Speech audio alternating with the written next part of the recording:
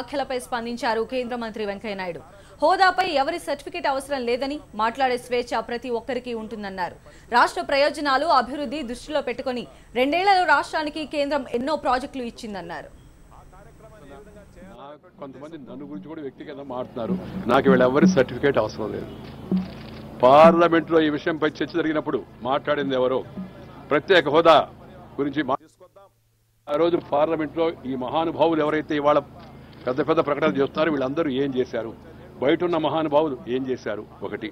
రెండవది, ప్రభుత్వం వచ్చిన తర్వాత మా ప్రభుత్వం ఏం చేసింది, దాన్ని ఈ రెండింటి ప్రజలు చూసుకుంటే తెలిసిపోతుంది. కేంద్రంలో నేను ఆంధ్రప్రదేశ్ యొక్క ఎంపీని కాదు, లేకపోయినప్పటికి కూడా ఆంధ్రప్రదేశ్ యొక్క I have my own work. మేము ఈ ప్రభుత్వము ఇప్పుడు వరకు ఇచ్చిన ప్యాకేజీ ప్రకారం 2,20,000 కోట్లకు పైగా కేంద్ర ప్రభుత్వం కొన్నిటి నిధులు నిర్ధారించింది. కొన్ని పైప్ లైన్లు ఉన్నాయి. అవన్నీ కానీ పూర్తయితే ఆంధ్రప్రదేశ్ యొక్క ముఖ చిత్రమే మారిపోతుందనే విశ్వాసం మాకుంది. మిగతా వాళ్ళు కాదు, మా చేతికి వచ్చుంటే మేము ఇంకా బాగిచ్చుండేవాళ్ళు అంటారు. 10 ఏళ్లు చూశారు, వాళ్ళు చేస్తే ఏమైంది. 2004లో తెలంగాణ ఇస్తామని చెప్పి కండువాలు మార్చుకొని వేదిక మీద ప్రసంగాలు ఇచ్చి 2014 వరకు గమ్ముగుంది ఎవరు?